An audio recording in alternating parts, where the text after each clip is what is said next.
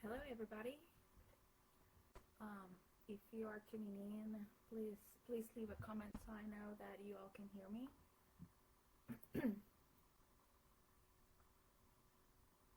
I am gonna make sure I have all my screens open, and I will be looking at the comments in my other screen.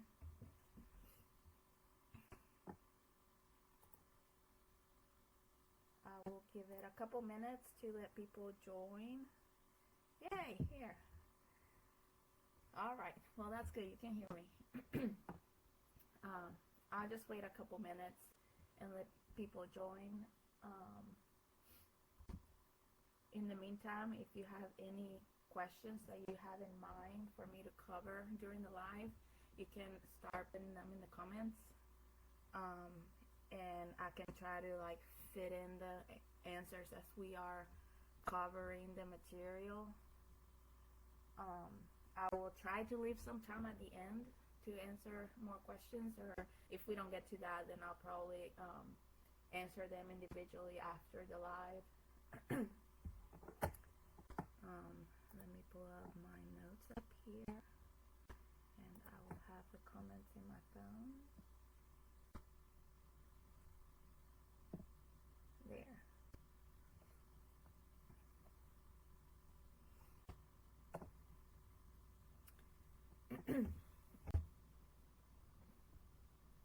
All right. Well, I have quite a bit of material here, so I'm gonna get started. And if you're catching this, later, or if anybody joins later, then they can always replay. I'm gonna save it so people can watch it in the future. I'm really happy to be doing this live for all of you today. I hope that tax season is not as crazy for all of you as it is for us accountants. If you are an accountant, just drop a comment. So my name is Andrea. I am a wife and a mom of a 2-year-old boy, and we're expecting our second baby during July. I am a full-time accountant. I am a partner at Realizations LLC. I lead the bookkeeping division, and my partner leads the tax division. So I don't do taxes myself, but I clean up people's books before they go for tax preparation. I am a part-time baker.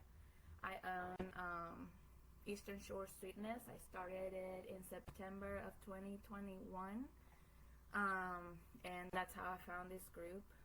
Let me hide this real quick so it doesn't cover the screen. I am a QuickBooks Pro Advisor. I live in Daphne, Alabama, and my office is in Mobile, Alabama, about 30 minutes from here.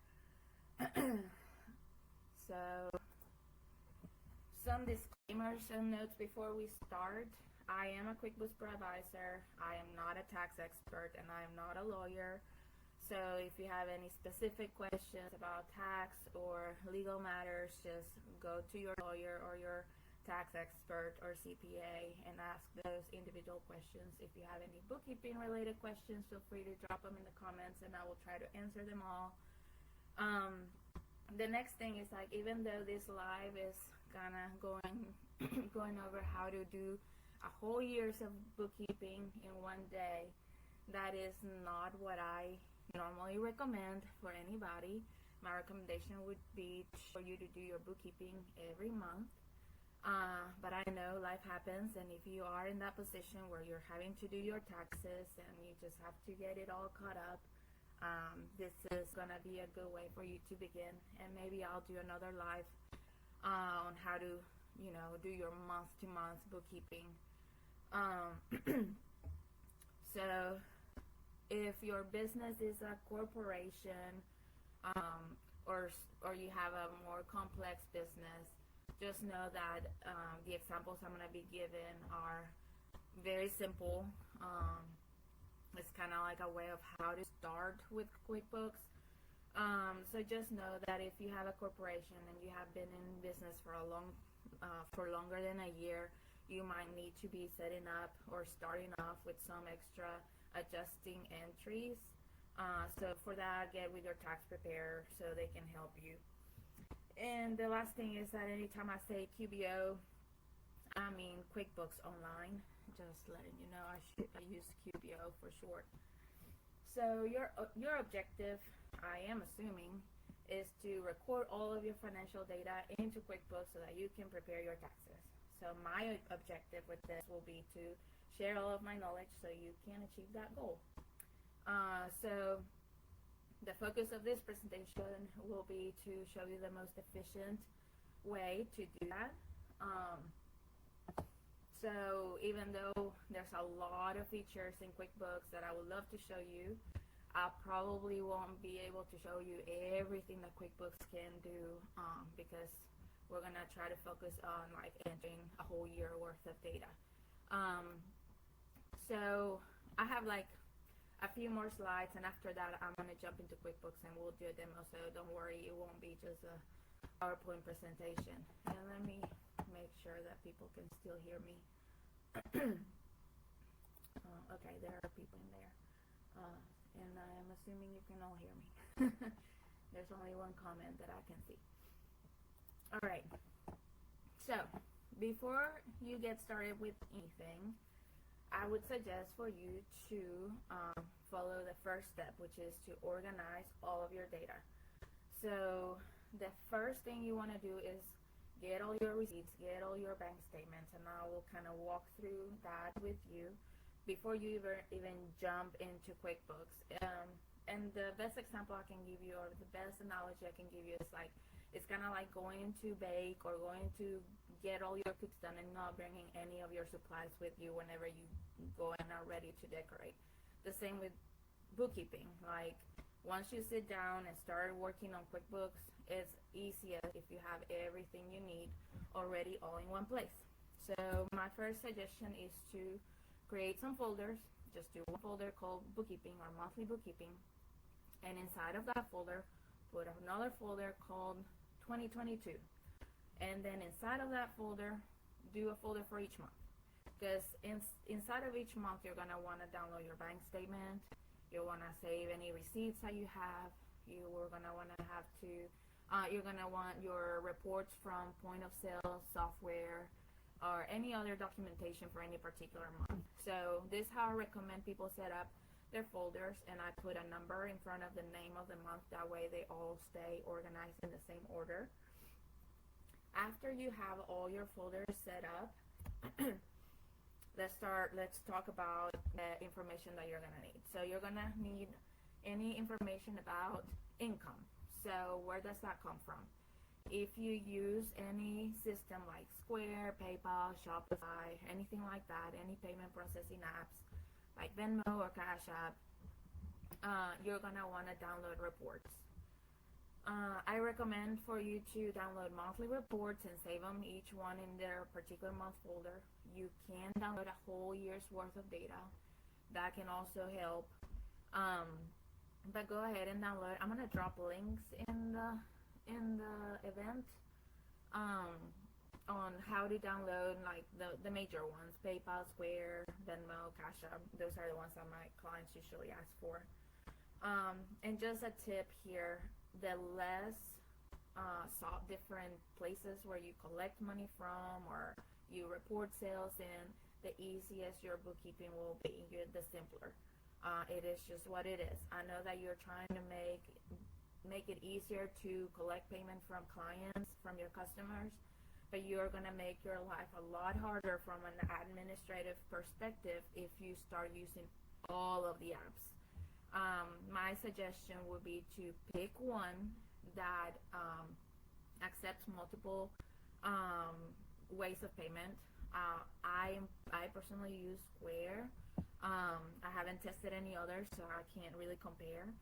But with Square, I can take cash and I just record the sales and I just put that they pay me cash. I can take credit cards. I think I can take Apple Pay, but normally people just put their credit card and they're done.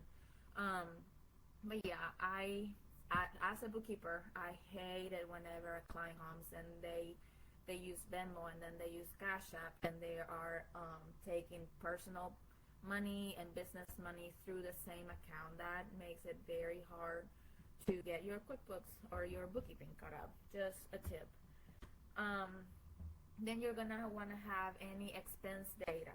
So usually what you have to, as a backup documentation for expenses, are your receipts. So if you have a shoebox full of receipts, or I don't know where you keep them, try to gather all of your receipts for 2022, and then you're gonna organize them. You're gonna organize them by method of payment. So if you have one business card, that is awesome. Maybe one bank account and one credit card. That's great. So you're gonna have one file for each card or each bank account, and then you're gonna organize them by date. So some notes is you only need receipts for business-related expenses.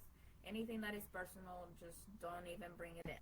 Now, if you paid for business expenses using a personal card, you do want those because you still want to report all those expenses. They're going to be deductions for you. But make a different pile for all those expenses that you paid for with personal money. And just make a note of that, like maybe circle the payment method in the receipt and put personal bank account in there or something. And if you want to make your life easier for later, as you organize them, you can highlight or circle the date in the receipt, the method of payment, and the amount. So then have all of them. Another word of wisdom is receipts fade over time. So you want to either like scan them or have pictures of them. That will be the best, and just save them in the month and in the bookkeeping folder for that month. So it is your responsibility to keep up with receipts. I know a lot of business owners kind of just toss them, but if you ever audited, this is what could potentially save you a butt. If you have a bunch of expenses and you don't have any backup for, that can mean that they disallow those expenses from your deductions. So if I was doing my bookkeeping month to month, like I would recommend, I will be attaching those receipts to each transaction in QuickBooks. I know right now what we're trying to do is going back a whole year and record all these transactions, so it will be very time consuming to attach receipts to an entire year's worth of transactions. So the best you can do probably at this point for 2022 is scan them all and save them in your folder. You don't have to attach them, but at least you have them in case you need them. So whenever we're coding, and we will demo this, but I just want to give an intro, anything that you paid with a business card is going to automatically get imported into QuickBooks. So all those receipts that you paid for with your business bank account or your business credit card, those transactions are going to show up in QuickBooks already.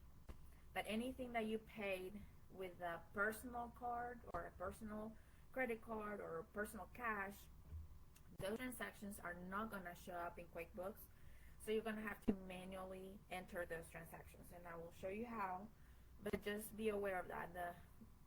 The receipts, the more important receipts, I guess, to have are the ones that you paid for with personal cards, because they're not going to show up automatically in QuickBooks. Just keep that in mind for whenever we jump into the demo. Then you're going to want to download all your bank statements for any business account that you have, either bank account or credit card, and save each month into the respective folder. And I normally name them something like the closing date of the statement, usually will be the last day of any month, and then the bank, and then put statement. And then why do we need those? And the reason is we will reconcile the bank account for every bank account in QuickBooks, and we use the beginning and ending balance of every month to make sure that, number one, we didn't duplicate any transactions, and number two, that we didn't miss any transactions. So that's why we're going to use those. And then the rest of this will be a demo. So the next step will be to import everything into QuickBooks Online. And then So there are two options to importing data into QuickBooks. The first one is to connect your bank account to QuickBooks. This is the preferred method. but some banks don't work very well whenever you're doing it so late. Some banks will only import 3 months worth of data. So if that's the case and you go now, it's only going to import from like December or January. So you're not going to be able to import all of last year. So the other method will be to download the data from your bank as an Excel or a QBO file and then import that into QuickBooks. And I will demo that as well. And then the last step will be to code all the transactions, and this will be a demo. And some questions that I feel like people will ask. The first one is, what subscription should you get? For a small business that only needs one user, and you're recording transactions kind of like after the fact, and I would suggest a simple start. I think most of everybody in this group will be in that plan. That one through QuickBooks is $30 a month. If they give you a discount the first 3 months, half price, but after that it goes up to the regular price of $30 a month. If you go through an accountant, you might be able to get a discount. Some accountants give a discount on subscriptions. And then the other note is, if you have QuickBooks and your screen looks different than mine, it's because I have it in an accountant view, and you can switch that so that you can see what I see. You go to the gear icon at the top right corner, and then there is a link that says switch to accountant view, and then you should see everything the same way I see. So that's all I have for slides. So I'm gonna close out of here. And so I created a brand new QuickBooks file. I haven't put anything in it, so I'm just gonna walk you through the whole process. I have my outline here. So the first step will be for you to create your account. If you need help with that, I have screenshots. Just send me a message. I can share a PDF of how to create your account, but it's very simple once you go into QuickBooks.com. So to import the transactions, you're gonna go to the left bar, banking, and there won't be anything in there because you have to connect your account. I'm gonna show you the first option, which is to connect your account. My bank, this bank that I wanna use to demo, it would only import 3 months. So I ended up downloading an Excel file, but I'm going to show you how this looks like. So in order to download, you will go to banking, and then you put connect account, then you pick your bank, then say continue, and then you're going to log into your bank like normal. I'm going to hide this real quick.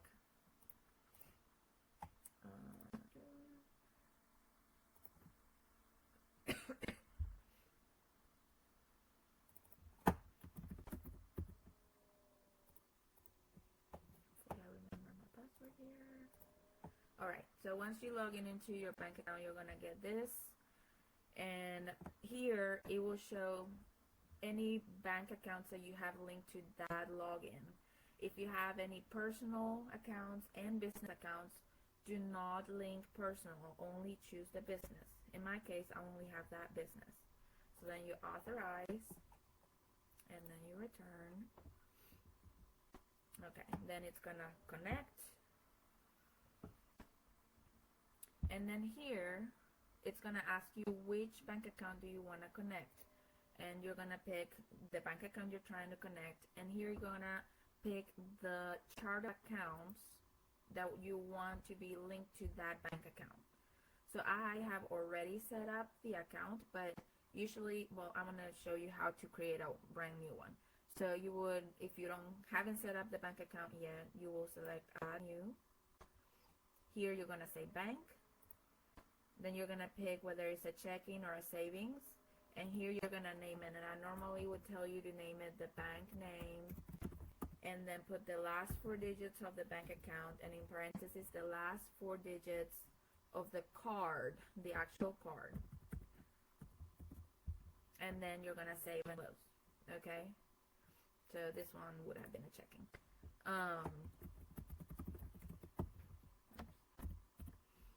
The last 4 digits, and then the last 4 digits of the card.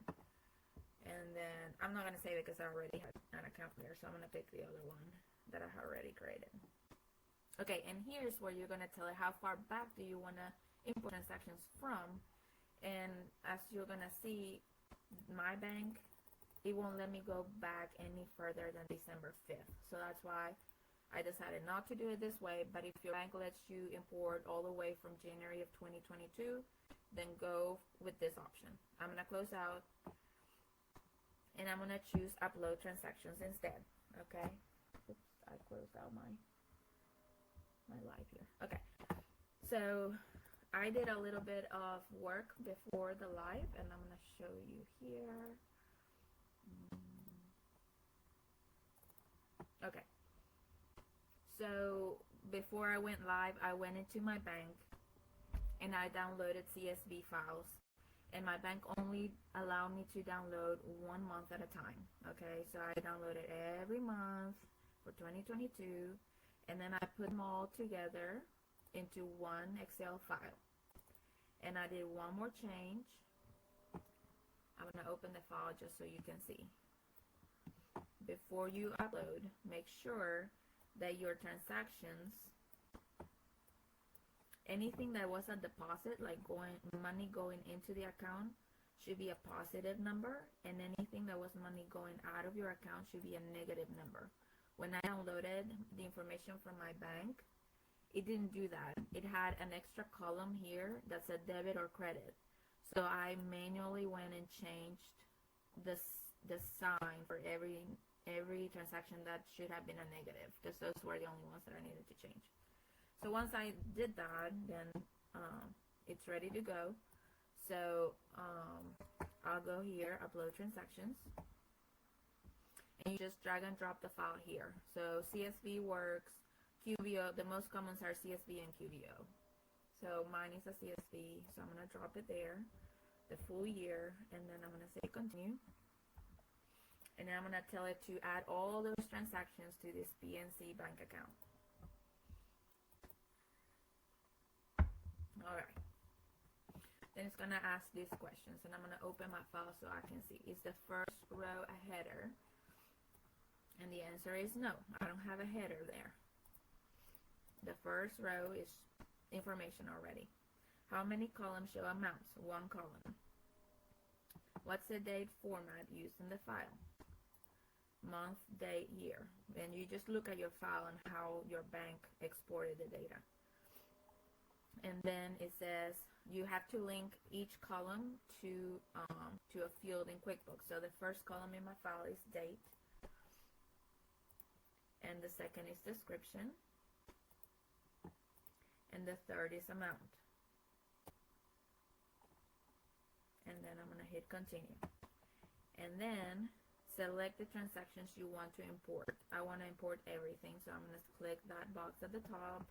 I have the entire year, and then continue. Again, my business is pretty small. I had 110 transactions for the year, but it serves as a good practice. So, all right, so all the transactions will be in the banking module of QuickBooks. So there they are. There is my bank, and there are all the transactions I just imported.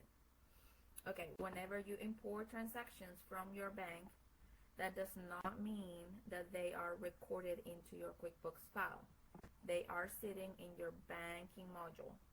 From your banking module, that's where you review and accept anything that you want to add into your books, okay? So to do an entire year worth of catch-up work, I call it catch-up work.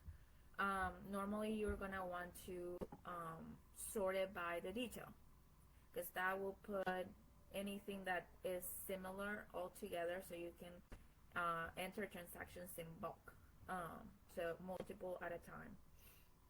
So I am going to start by entering, okay, some of these, like, I know what they are, you might know what they are, but you as the business owner, whenever you enter your transactions, you are going to know. For example, I know that all these payments is 1 per month. Well, there's 2 per month. They're all sales tax. So I can like highlight all of them together, and those are my sales tax payments. So then once you select all of those, I'm gonna click update up at the top. This is what you use to enter transactions in bulk from banking, and they're all classified as expenses. The payee is the Alabama Department of Revenue, which I already set up.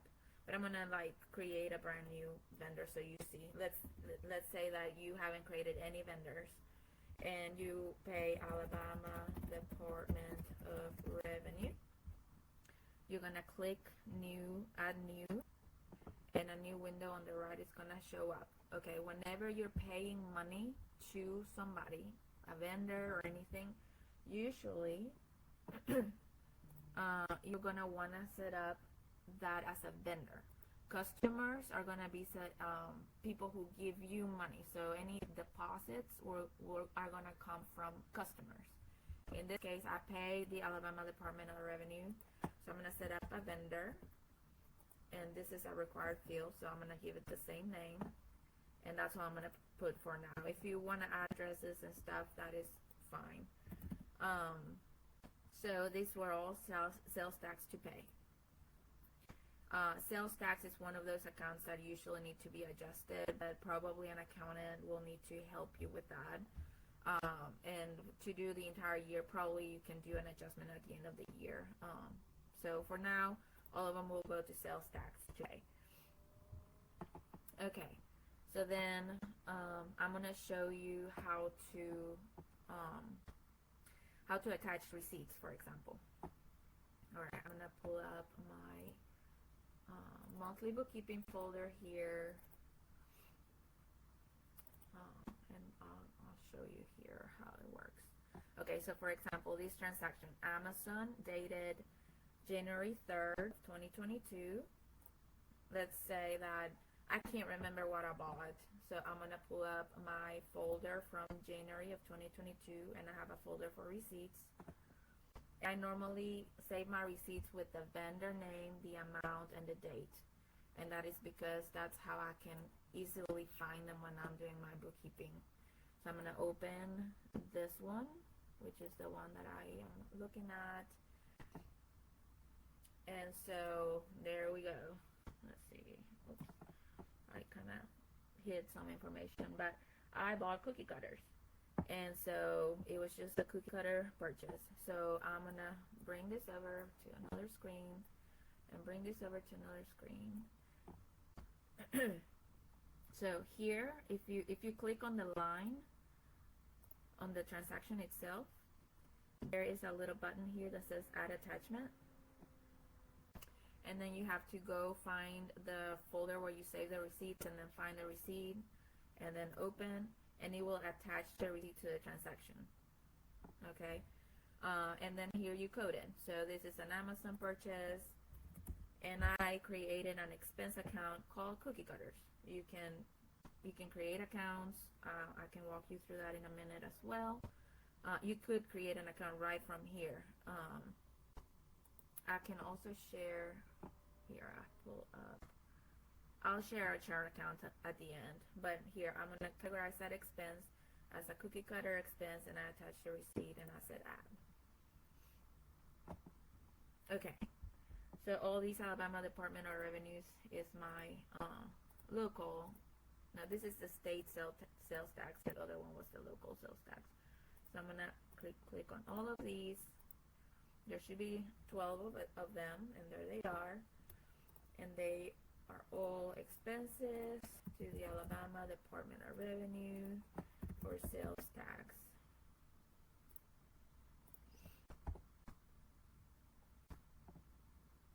All right, I'm gonna teach you about rules using this example. So if this pop-up comes up whenever you are entering multiple transactions at once, that's QuickBooks telling you, hey, whenever I see this description in the future, do you want me to categorize all those transactions to the same way you just did? And you can tell it yes, or you can tell it no. So I really encourage you to think about each specific scenario before you just say yes. A good example I have is like I recently saw in a client's file that they accepted a rule from QuickBooks that said anytime I see express in the description, I'm gonna categorize that as fuel, vehicle fuel. Well, there are a lot of companies that have express in their name and they're not always fuel. So whenever you're creating those rules, I always tell my clients, think about, like, look at the rule itself, and if it's something that will always be that way, then say yes. So for example, in this case, I'm telling QuickBooks, anytime you see direct debit Alabama Department of Revenue, is that always going to be sales tax? In my case, for my business, yes. So I'm going to tell it yes, but I'm going to tell it do not enter the transactions automatically for me. I still want to see them and I still want to approve.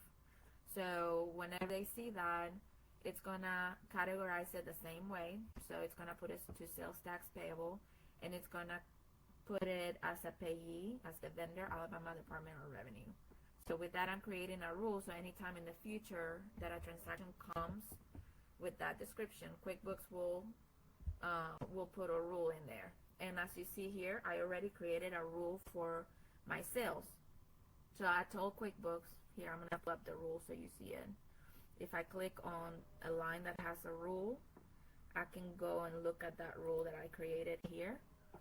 So I call that rule square income, and I told it anytime that money comes in and contains, so money's coming in and contains the word square in it, I want you to categorize it as a deposit, and I want it to go, actually I want to change this to square income. Let's see. I'm going to create a new account called square income, and I'm going to tell you why at the end. So I'm going to create an account called square income. It is sales of product, and save and close. So I'm creating a brand new chart of accounts account, and the payee is going to be square. And the C that I put in there is because it's a customer. I created a square customer and I created a square vendor. So money that comes into my QuickBooks, I put to the square customer.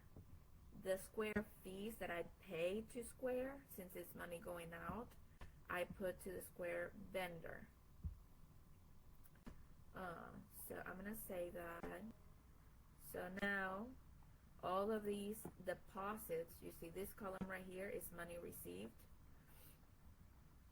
All of these deposits are being categorized to square and square income. And I'm going to check them all.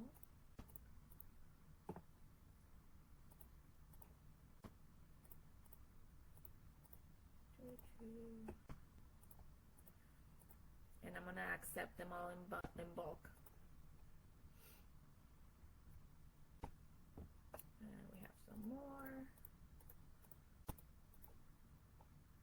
All of them. So I know this kind of looks like I'm just entering whatever, but at the end of the month, every month, I compare my totals in QuickBooks to a report, to the report I downloaded from Square. So at the end of the month or at the end of the year, your total from your Square report should equal your total in QuickBooks. So for now, all I do is I enter it in there so I can run a report with totals. All right. So all these are Walmart. So look, Walmart, Walmart, Walmart, Walmart, Walmart. So for my business, I only purchase ingredients from Walmart. I don't buy anything else from them. So I know that I can record all these transactions as an expense. Walmart is the payee. It's a vendor. And I created, I'm pretty sure, yeah, I created an account called ingredients as a cost of goods sold. And I will show you a chart of accounts at the end. And I can even share the file with you too. So any purchases from Walmart, I'm going to put to ingredients. I have my receipts saved in the folder. I am not going to attach every single receipt, so I'm doing an entire year. If anybody wants to look at a receipt, I can pull it up. So then it's asking me if I want to create a rule. Do I want to create a rule? Sure. I'm going to say yes. The payee will be Walmart, and anything will go to ingredients, because I know I only buy ingredients from Walmart. Alright, so then I have some purchases from Etsy. I have the receipts for the purposes of this video. I'm going to say they're all cookie cutters. I know I bought some stencils, but the difference is not going to be huge. But I do have my receipts. My recommendation will be to, if you are unsure of what you bought, or if you are unsure of whether it was a personal or business expense, I never recommend for you to pay for personal things out of your business bank account. But if you are ever unsure, pull up the receipt. If you don't know what it is, I would say probably just don't put it in there. Put it as a distribution to you. But Etsy, I normally buy cookie cutters from there. I am not going to put a rule for Etsy because there is a chance that I may buy something else from them. Hobby Lobby, I probably have the receipt. I normally get supplies like bags and things like that, so I have a supplies account. So supplies and materials. Hobby Lobby, I already created the vendor. You see there's a B there. Michaels, I also, so this one in particular is the only purchase I did in the year from Michaels, and I bought storage containers. So supplies and materials. This was Robinson's. It was like accounting fees. Let's see, Amazon. Okay, Amazon is one of those things that it could really be anything, right? So I would really encourage you to find those receipts, log into your Amazon account, find the receipts, and code them according to whatever it was that you bought. Let me give an example of something where you can split the transaction. Okay, here's one. So this one right here, the total was $166.94. So this one right here, I bought multiple things. Here's the receipt. Some of it was cookie cutter, some of it was ingredients. So I want to split this transaction to two separate accounts. So I'm going to click on the line for that expense, and then I'm going to click on this button that says split. A little window will come up, and here you can split the amount in different accounts. So for example, for this particular receipt, I bought some cookie cutters. Let's see, cookie cutter. That's packaging, and those are supplies. So you can add amounts and things like that using this. So for example, here I paid $10.99 plus $14.99, and then if you click somewhere else, it will add it for you. And then I'm going to add sales tax because I paid sales tax on it, and my sales tax is 10%. So that's what I spent on cookie cutters. Then I bought ingredients, and my ingredients were $5.49. And then I bought some packaging. I created an account for packaging. It's under cost of goods sold, $18.99 plus sales tax. And then the rest is supplies, notepads and pens, a dry erase board. Okay, so those is supplies. Oops. And then this was $49.64. And then I got some more ingredients.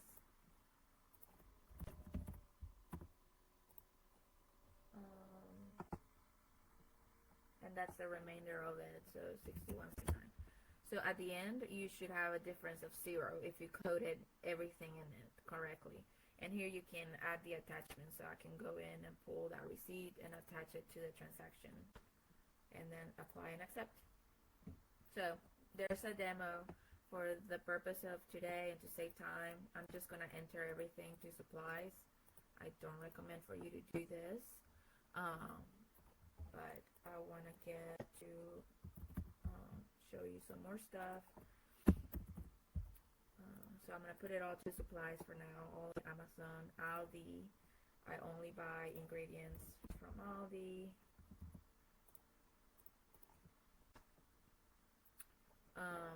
Let's see. AmeriColor ingredients. Cookie cutters. These were ingredients.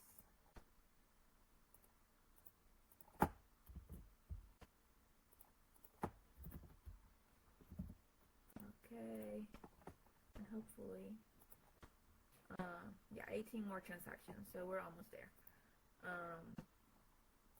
These, I got ingredients from them. Costco, I only get ingredients from them. I know I'm going kind of fast, but you can re-watch this if you need to. I got packaging from them. So you see, like, whenever you do this every month, it's very fresh in your mind. But if you're doing this like a year later, you could really forget what it is that you bought. So that is why, one of the reasons why I recommend people to do this monthly, because then it's really fresh in your mind. Okay, this is Department of Revenue. I bought my business license, so I'm gonna put it to business license. Let's see, that was a refund from Cookie Cutters. Then Facebook advertising. Again, Facebook advertising. And we're almost there. Hobby Lobby. Get supplies. I'm not gonna create any more rules for now. Here I got a stamp. I'm gonna put it to supplies. And then USPS shipping. So whenever you create your QuickBooks file, QuickBooks will automatically create a huge chart of accounts for you. You're not going to use all of the accounts that they give you. But it will be a start. And then from there, you can add accounts as you need them. So this one was, let me see if I created. Yeah, I created an account called Cookie Class Income, because I want to know how much money I'm bringing in from teaching cookie classes. So here I'm not going to put who paid me, but I will put the name of the person who paid me to host that class. I didn't want that income to be all together with sales of cookies, because I want to track it separately. These deposits right here are from times where I did markets and then I went and deposited cash directly into the bank. You see how they don't say square? I'm going to put them to sales of product income, because they were it was money from sales that people just pay me cash, and I really hate whenever people pay me cash. But there you go. I entered an entire year of transactions. I know your businesses might be a lot bigger than mine. I'm just, part-time. I do this on the side, but the same rules apply. Let me see. I'm going to check on some comments. Okay, this is a good question. What if I have personal money on the same receipt as the business? First of all, I would encourage you not to do that because it makes it more complicated. You see how I was able to code everything so fast because I know for a fact that I do not use my business bank account for personal. But if you happen to do that, I'm going to just pretend that we're entering an expense. And I paid for some personal stuff and some business things. So let's say I went to Walmart and I used my business bank account to pay for it today, and I bought some ingredients, and I would put the total for ingredients here, so let's say $100, and then here I would put owner draw as the personal, and here personal expenses, and put $20. Whatever you spend on personal, you put it in a separate line. It will go to a separate account. Your total should equal the total of the receipt. Again, I don't recommend that, but that's how you do it. You want to leave without saving. Yeah, I don't want to save that one. I think you split the transaction, but add it as a distribution. Okay, she was answering. Yes, so you split the transaction, and you add it as... So for a sole proprietor, the account usually is called business draw. Distribution is usually if you have a corporation. But yeah, okay, I think that's the only question I can see for now. So once you enter everything, then you have to make sure that you didn't either miss transactions or duplicated anything, because it can happen. So the way you do that is by reconciling. To reconcile, you go to accounting, reconcile, and you reconcile each account separately. So in my case, I only have one bank account, so I only reconcile this one and I'm done. So what I use is the bank statement. So I downloaded the bank statement for January. It's right here. And all you need to have is your beginning balance and your ending balance. And I'm getting this message. Okay, so the last time I did a test run and then I deleted everything. So I'm gonna delete my reconciliation that I had done. And I'm gonna start over.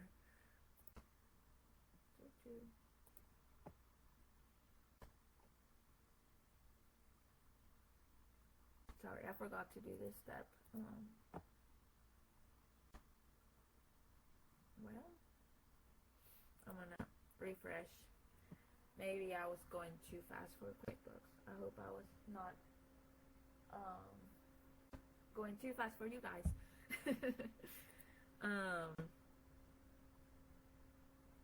Okay, I'll have to do it separately, but let's go back and reconcile here. So I'm gonna go and put my ending balance.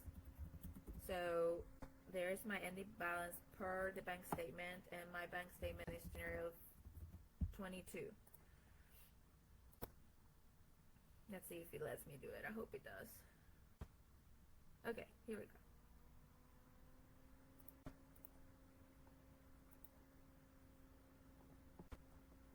Okay, so remember that we just brought in transactions for 2022, right?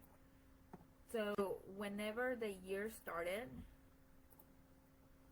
I had a beginning balance of $1,288.83 in the bank starting the year.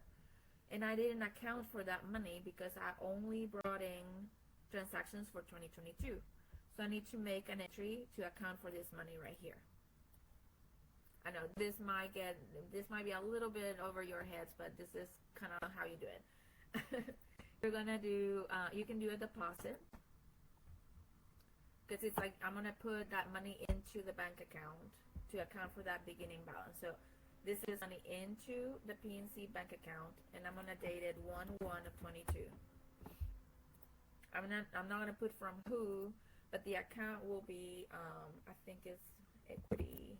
What is the name? QuickBooks. This one, opening balance equity. So that's QuickBooks account that it creates for you to bring on beginning balances whenever you're kind of starting halfway. Your tax preparer should be able to figure out what to do that. Usually it's like retained earnings of some kind.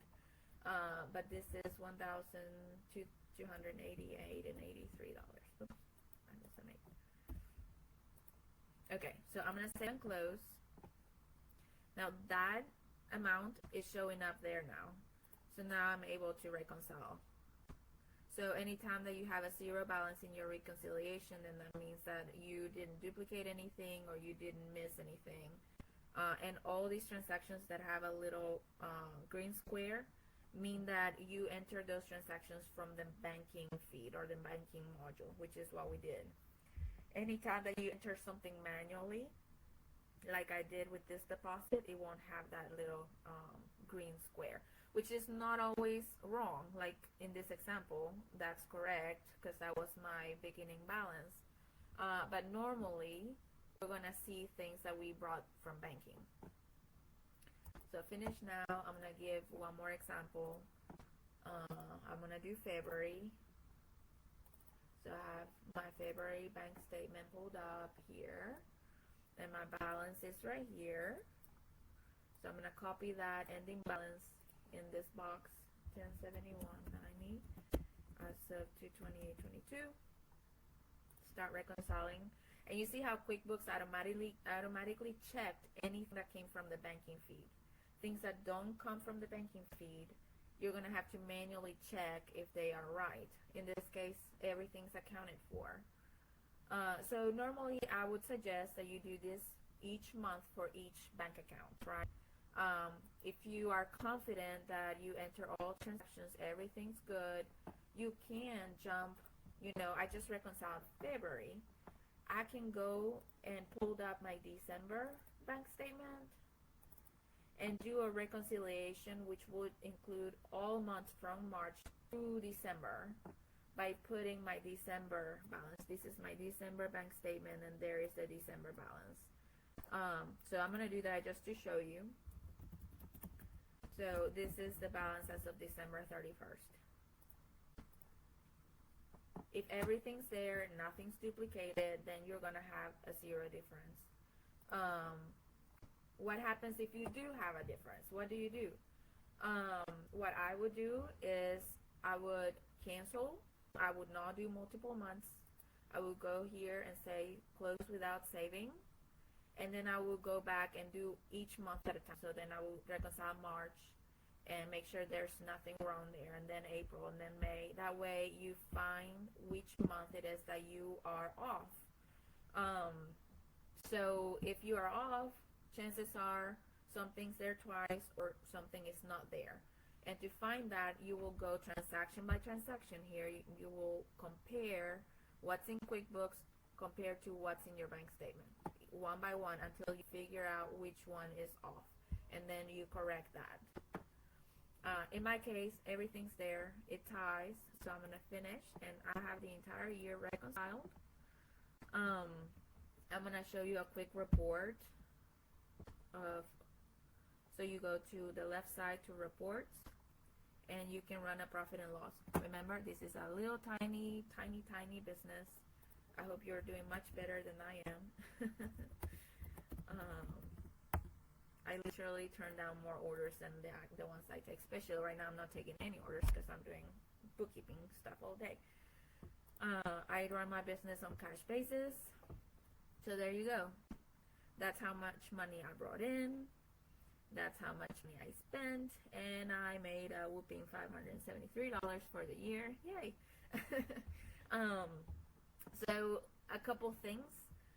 There will be adjustments that will need to be made. One of them, a big one for most people, will be adjusting your income here. Okay, remember how I enter all the transactions from the banking feed? Everything that said square, I put to square income, right? So what I'm gonna do is I'm gonna pull my square report for the year, and I'm gonna compare the two numbers. The money that I get into my bank account from Square is the net amount after they take any fees out. And it does not include like cash sales, because that money was not deposited into Square. It only includes credit card sales. So this number for sure will be adjusted. It will be higher than what it shows because fees have been taken out. So that's one adjustment. I really don't think I should be teaching adjustments because that's a little bit more advanced. But your tax person will be able to do it for you. It's not a hard adjustment. It's like one journal entry, but all they need to see is your report for the entire year from the source of the income. And that is why I created a separate account, a separate income account, because that will make your tax preparer's life much easier to reconcile. So if you're using multiple sources of collecting cash, I would recommend you break them out into separate lines, because then each number will need its own adjustment. And you will need that report from that platform in order for your preparer to do that adjustment. Another adjustment that I would have to make is sales tax, which also affects this number. This number right here includes sales tax, because Square collects the sales tax on my behalf and then they deposit it into my account, but that is not income to me, it's a liability. So that is another adjustment that would have to happen. Again, your tax preparer, your accountant will know how to handle that if they have that report. I'm going to show you the balance sheet, and I don't know if it's, let's see, I'm going to do it as of last year. So there's my, usually if you're in cash basis and you don't have any deposits in transit or checks outstanding, this balance will tie to the balance in your bank statement at the end of the year. But you see how my sales tax is a negative amount? That is not a normal balance in the balance sheet for a liability. And that is because there's an adjustment that needs to be made to that Square income account. And don't try to do that on your own. Ask for help. It's okay. It's not a big deal. What else? Let me see my outline. I don't want to forget to, okay, what happens to all those receipts from that you paid for with personal funds? My favorite way of handle those is to create a account called, let me open up my chart of accounts. There's multiple ways to do this, okay? My personal favorite way to do this is to create a bank account under bank account, and it's gonna be, it can be probably a checking, and I'm gonna call it personal, whatever bank account, and you can put the name of the bank, and you can put the last 4 digits of your card, your personal card number, okay? So you can enter all those transactions that you paid for with personal funds but are business expenses and code them to that bank account. So I'm going to give an example. Let's say that I went to Walmart to buy ingredients, but I mistakenly used my personal card. So I'm going to choose the personal card, and let's date it, I don't know, 10/1/22, and I bought ingredients. You can put a description here, and whatever much you paid. I highly recommend attaching receipts for those in particular. That's just best practice. And you will code all of these transactions that you paid with personal funds. Then let's say that then I went to Aldi and I bought more ingredients. Description, you can put something there, you can leave it blank, attach a receipt, put the amount, $80, I don't know, whatever much that you spend, revenue. Let's say that I went to, I don't know, Etsy. I see a lot of Etsy transactions pay with personal money, because people forget to change the payment method or something, and let's say I paid $50 there. I'll attach the receipt. Make sure you choose personal bank account if you paid it with a personal. Let me double check. I think Aldi, I forgot to change bank account. Yep, I did. Okay, no big deal. You can pretty much adjust anything And as you saw, if you click this little button here, it will show you the most recent expenses that you've entered. So anyway, at the end of the year, anything that you've paid for with personal money will be sitting on this bank account, right? So then you can go to your tax preparer, and by showing her this report with like an itemized list of everything that you pay with personal funds, they can enter an adjustment, which I can show you adjustments. So my balance is $230. So it will be a journal entry at the end of the year to reduce that personal bank account or to bring it to zero. And this will be an owner investment. So whenever you use money, your personal money, for business related things, you're investing money into your business. So here will be to adjust for business expenses paid with personal money or something like that. So then you will see what happens. Save and close. Now this account is brought back to zero. Now I'm going to run a balance sheet really quick. I hope I'm not like driving you all nuts changing from one place to another. But that account should be zero because you don't want to report any cash on a personal account. But then you will see that you invested that money into the business. Any money that you spend for personal, like if you take money from the business and transfer it to your personal account, let's pretend we did that. So you put your own name, oops, I just clicked something. I don't want to say that. Your name. So get in the habit of always putting a payee or a customer in transactions. It makes sorting and organizing your data a lot easier. So here you're going to put your name and you're going to set yourself up as a vendor so you can record money going out of your business to yourself. And you can put it, if you're going to have yourself as a customer, for the time you put money from yourself into the business, that's when I create the C and the V. Because QuickBooks won't let you use the same exact name for a customer and a vendor. So that's why I do that. So in this case, we're creating a vendor. And let's say that we use the business card in December. And I transfer money to myself. That is an owner draw. Let's say I took out $200. So if that had happened, we would have seen that transaction in the banking feed when we uploaded the transactions. I'm just making this one up so I can show you. So that's an example of a draw.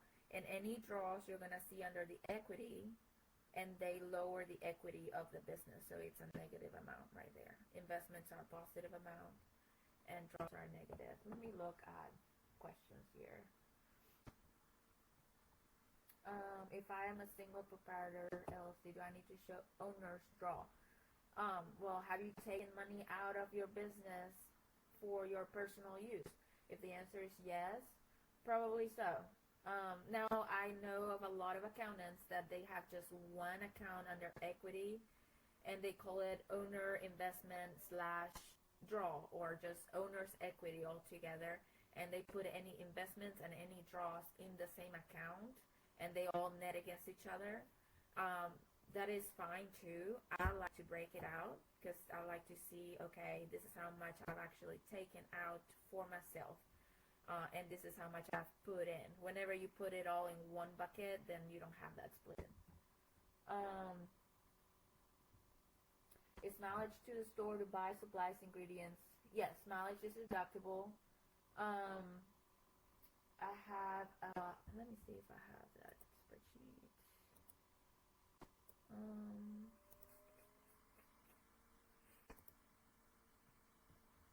Well, I put together a spreadsheet. I can find it, and I'll be happy to share. But yes, it is deductible.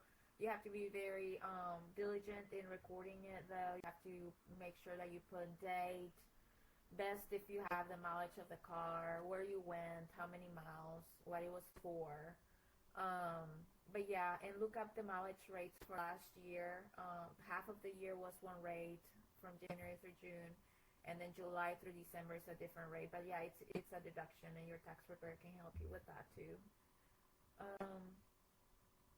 How do I record transactions made in the year prior to becoming an LLC? I became an LLC in 2022, but have expenses and income from 2021.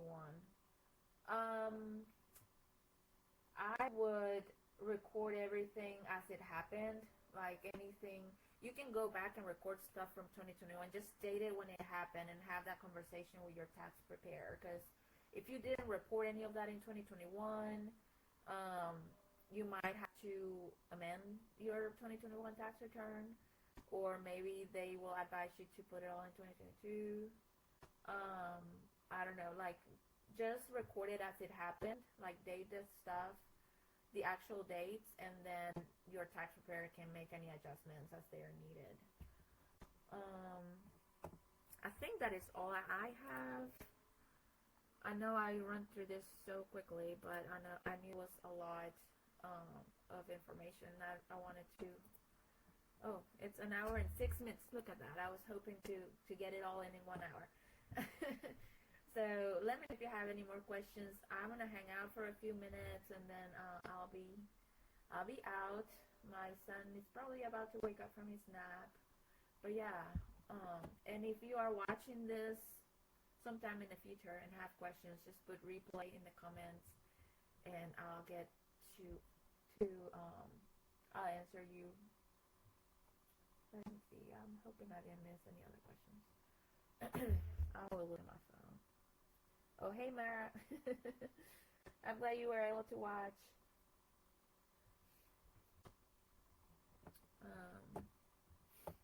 So in the future, if I do another live, I'll probably do how to do your month-to-month bookkeeping. There's so many features in QuickBooks that you could use.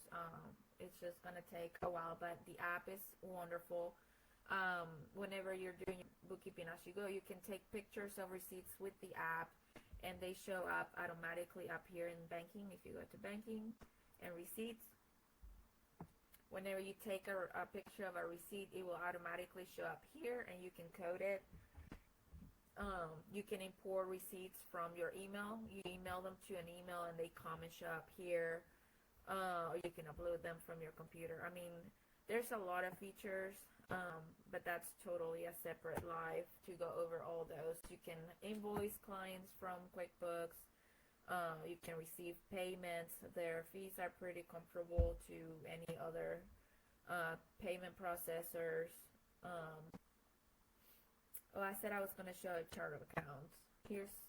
I downloaded the chart of accounts from QuickBooks, and then I highlighted the ones that I added. So QuickBooks created all these accounts 60 of them. When I created the QuickBooks file, all these will be created automatically for you. But as I said, I created a separate account for every bank that you have for your business. You're going to have a separate bank account. If you have a credit card, you're going to have to create a credit card account. And then if you have multiple sources of income, I will create a separate income account for each. Like I created cookie class income and square income. Cost of goods sold, it comes by itself. I added 2 sub accounts of cost of goods sold, one for ingredients and one for packaging, because I like to keep track of those separately. All these I left them as they were from QuickBooks.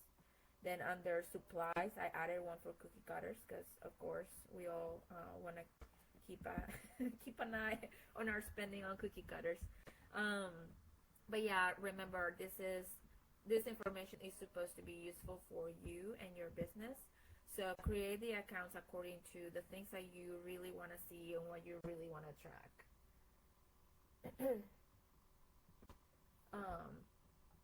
But yeah, I'll be happy to share this with whoever.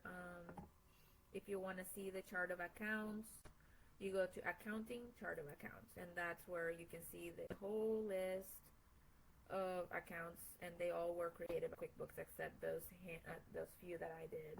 You can track your mileage through QuickBooks. There's an app,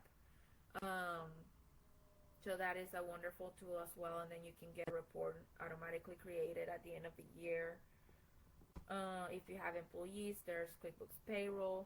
Most of you probably don't, but also if you have contract workers, like if you hire people to help you. But yeah, if you have questions about how to code things, I'll be happy to answer those too. Yeah, this is where you would do. So if you're invoicing people through QuickBooks, you will create customers. I don't have any here because, well, I only created that Square customer for all the deposits from Square. But you create a customer, you can create an invoice, and then you can receive the payment, and all that automatically gets coded, which is awesome. You don't have to manually code transactions if you do it all through QuickBooks. Oh, one question that I did get from another client, different business, but was should I sync my Square to QuickBooks? I personally, for my business, because it's so small, I do not sync it. And the reason is, whenever you sync it, what it does is it recreates the transactions exactly as they're happening in Square into QuickBooks. So if your invoice in Square says 1 dozen cookies and then the customer is Anna, then in QuickBooks you're going to see a new customer created, and then you're going to see a new invoice created with the same information, and then you're going to have to track of the invoice, the payment, everything also in QuickBooks. Well, I'm doing that already in Square.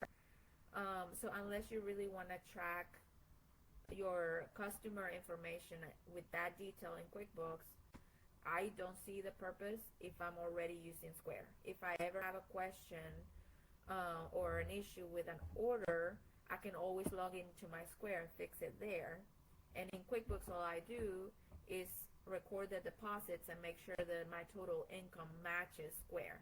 But all my customer data and all of my orders I keep in Square. I don't keep them in QuickBooks. So that I probably would recommend something different if it was some kind of different business, you know, but this is kind of personal preference in that case. Definitely, if you are going back in time and recording an entire year worth of transactions, do not sync your Square. That's going to make it even more complicated to record everything for the year. If you are going to sync your Square, do it going forward. That would be my recommendation. Let's see, questions. I understood everything you did, but it's not that easy when I do it. Well, it's okay. I mean, I do this all day, every day. So,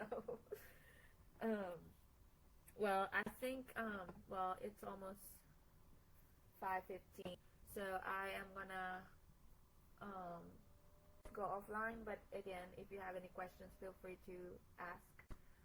And thank you so much for watching. I hope it was helpful. And I'm sorry I went real fast, but you are able to watch it again if you need to. So you'll have a good rest of the day.